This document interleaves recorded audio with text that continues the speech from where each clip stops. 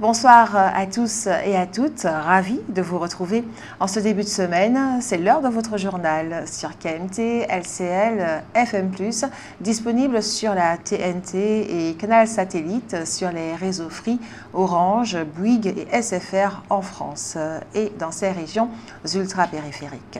Voici quelques sujets que nous allons développer ce soir. Depuis 7 jours maintenant, le TCSP ne circule plus sur ses lignes A et B. Les pronostiqueurs avaient vu juste, ce sont en effet le Maroc et le Sénégal qui ont disputé la finale de la Coupe d'Afrique des Nations. Dans votre avis-compte cette semaine, faut-il brider le moteur de certaines motos avant de les vendre en Martinique ? Et le savoir et réfléchir de Roland Laouché s'intitule ce soir « Attention, pas si fantasque que ça ». Voilà pour les titres. Si vous ne nettoyez pas régulièrement vos oreillers, ils deviennent un terrain idéal pour les bactéries et les acariens qui se nourrissent des cellules mortes de la peau. Résultat, ils peuvent entraîner des allergies, des irritations de la peau et même perturber votre qualité de sommeil. La pensée du jour. Devenir adulte signifie que l'on ne peut compter que sur soi pour répondre à l'essentiel de nos besoins et qu'on doit apprendre à vivre avec les manques de notre histoire. Parlons maintenant de la qualité de l'air. La qualité de l'air aujourd'hui est moyenne. Il en sera probablement de même demain. Un homme est décédé hier matin au François alors qu'il pratiquait le kitesurf. Récupéré en mer par les secours, la tentative de réanimation a échoué, plongeant la communauté nautique locale dans la tristesse en ouverture de ce dimanche 18 janvier. La chapelle provisoire de Balata a été officiellement inaugurée ce même dimanche sur le parvis de la basilique du Sacré-Cœur, offrant un lieu de culte temporaire aux fidèles pendant les travaux de restauration de l'église qui date de 100 ans et qui est très abîmée. Avec une baisse de 5% des ventes dans l'Hexagone l'an dernier, le rhum martiniquais marque le pas. Concurrence internationale, évolution des modes de consommation et hausse des prix fragilisent une filière qui emploie plus de 3000 personnes en Martinique. Je vous le disais en titre, depuis 7 jours maintenant, le TCSP ne circule plus sur ses lignes A et B. Les conducteurs de BHNS de la Régie des Transports ont en effet déclenché un droit de retrait estimant que les conditions de circulation ne garantissent plus leur sécurité. En cause, des incivilités récurrentes sur le tracé et une signalisation jugée insuffisante. Réunis en préfecture, les services de l'État et les parties concernées ont pris plusieurs engagements, restés à ce stade sans effet concret. En l'absence de garantie immédiate, la reprise du service n'est pas envisagée et l'arrêt des lignes se prolonge jusqu'à nouvel ordre. On ne peut être évidemment que scandalisé par l'inexistence d'un service minimum dans ce secteur. Rappelons que le transport public est de la compétence exclusive des Martiniquais eux-mêmes. Le résultat n'est donc pas forcément très concluant. Face à la grève des médecins libéraux, le gouvernement a renoncé à encadrer plus strictement les arrêts maladie.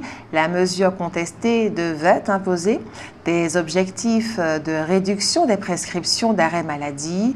Elle figurait dans le projet de loi sur la lutte contre la fraude sociale, très critiqué par la profession. Ce recul gouvernemental intervient après près de 10 jours de mobilisation des médecins libéraux.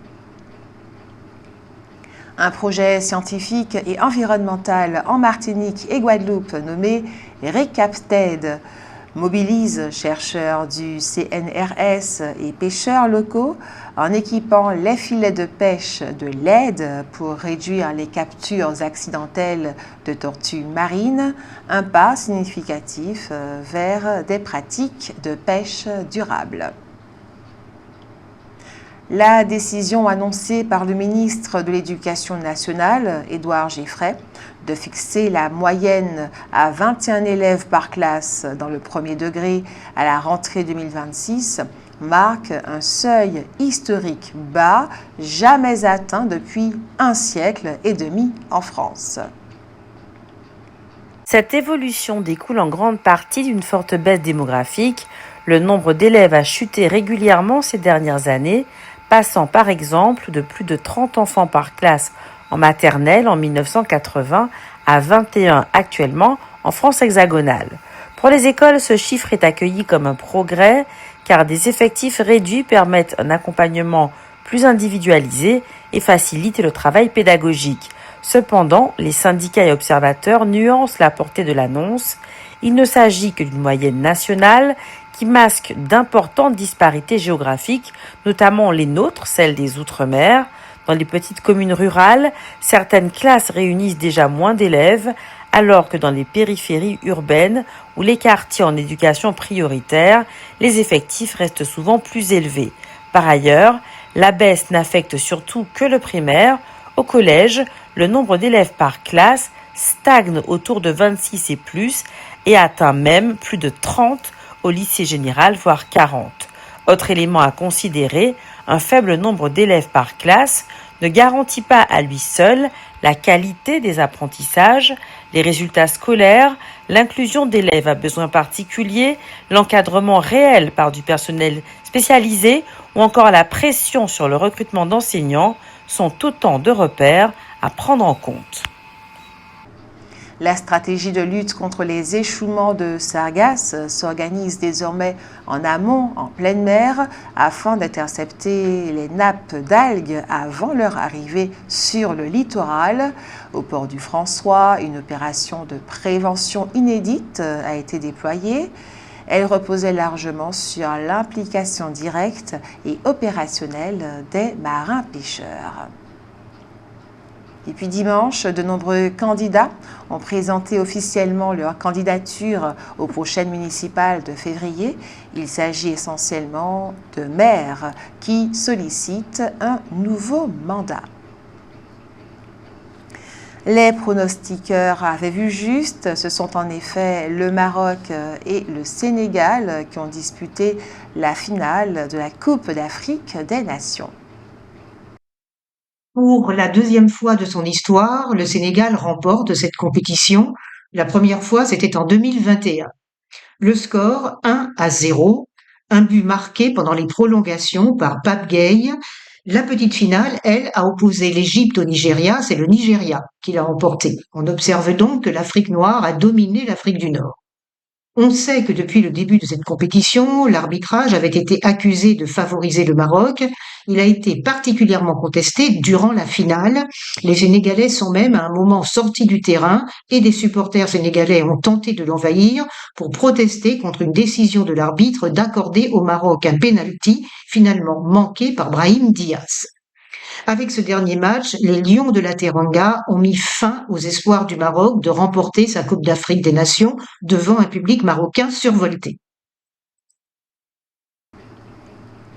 Le carnaval a battu son plein à Fort-de-France hier dimanche avec le traditionnel Vidéco qui a attiré les groupes carnavalesques qui ont remporté un vif succès devant un public que l'on espérait plus nombreux.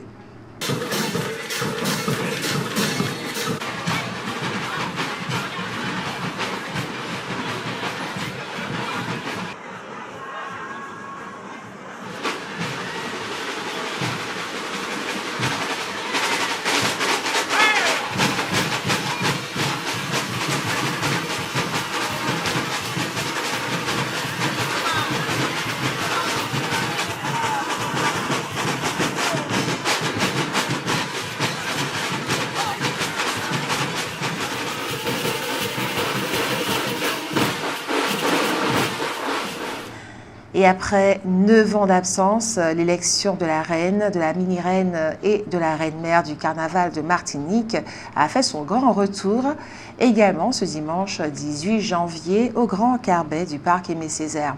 Élue reine du carnaval, Maëlia Violton, candidate du Sud, s'est dite à la fois ravie et surprise. Elle accompagnera cette année le roi Vaval et participera aux différentes élections communales et sectorielles.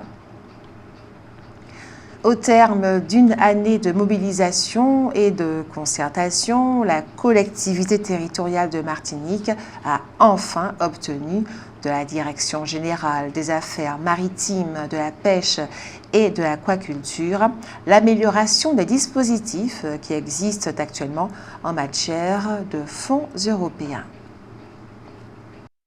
Ainsi, notamment, à compter du 14 janvier 2026, pour tous les dossiers qui feront l'objet d'une décision d'attribution d'aide au titre de la compensation des surcoûts, il ne sera plus nécessaire de déposer une demande de paiement. Voici dans le détail ce qui change concrètement. Une fois que le professionnel a déposé sa demande sur e-Synergie, la CTM instruit le dossier.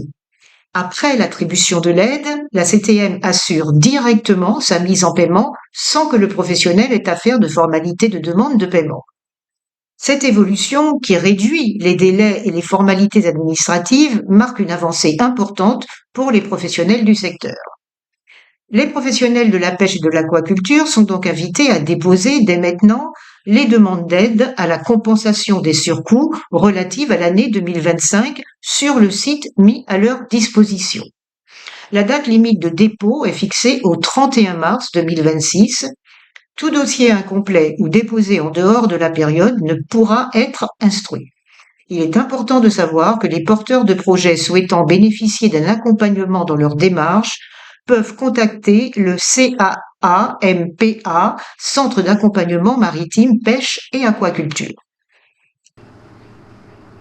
Alors que les volcans de l'archipel restent surveillés, l'Observatoire volcanologique note 54 séismes récents sous la montagne Pelée, signalant une activité sismique stable mais soutenue qui nécessite une vigilance continue des autorités scientifiques.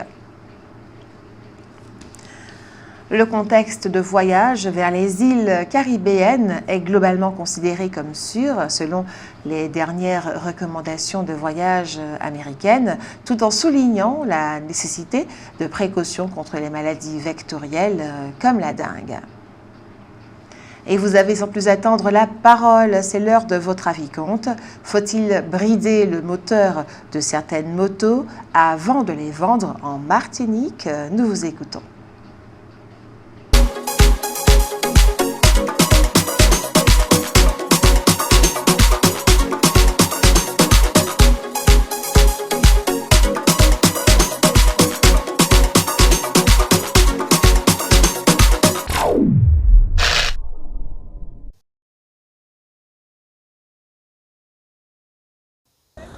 Mon avis personnel, c'est bien, j'ai dit bien mon avis personnel, c'est que brider les motos, que ce soit moto ou voiture, l'individu doit être responsable de sa vie.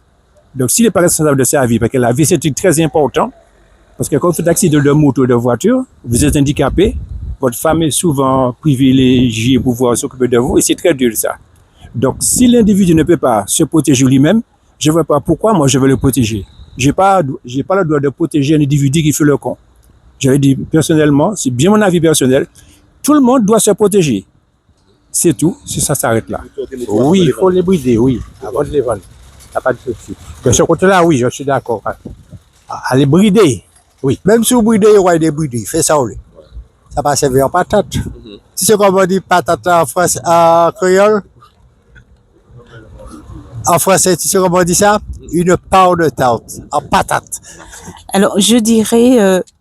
oui, voilà. Oui, il faut les brider justement parce qu'il y a trop de vitesse et les gens ne font pas attention. Ça évitera beaucoup moins de morts. Alors moi, je pense que ça ne changera rien du tout. Les jeunes vont toujours trouver un moyen de débrider la voiture, leur moto pour aller plus vite. Point. C'est juste après leur donner des informations, porter de belles informations pour eux. Il faut croire en notre jeunesse martiniquaise. Ah oui. Oui. Non, mais de toute façon, même si on ne le fait pas, eux-mêmes, ils vont aller le faire ailleurs.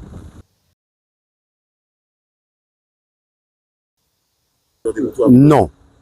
Pourquoi? Parce que simplement, ça va être fait après. Parce que là, quand on prend une moto, c'est pour justement profiter de la vie, se réjouir et puis pouvoir être joyeux, quoi. Enfin, profiter de tout. Non, ça sert à rien.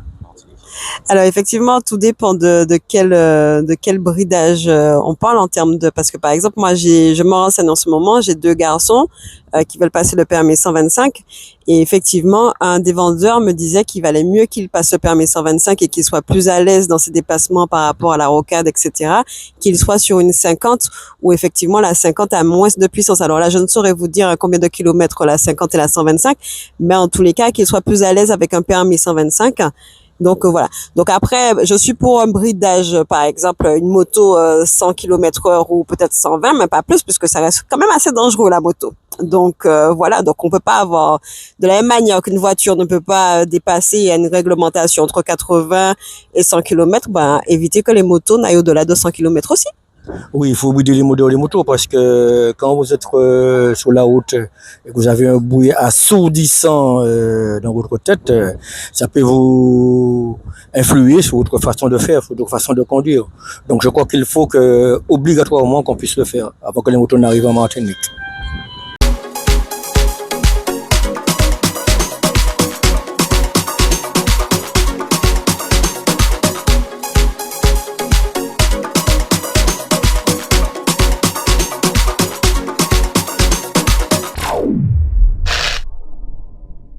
Un grand merci à ceux et celles qui ont répondu à notre question ce soir. Passons au savoir et réfléchir de Roland Laouché. Attention, pas si fantasque que ça.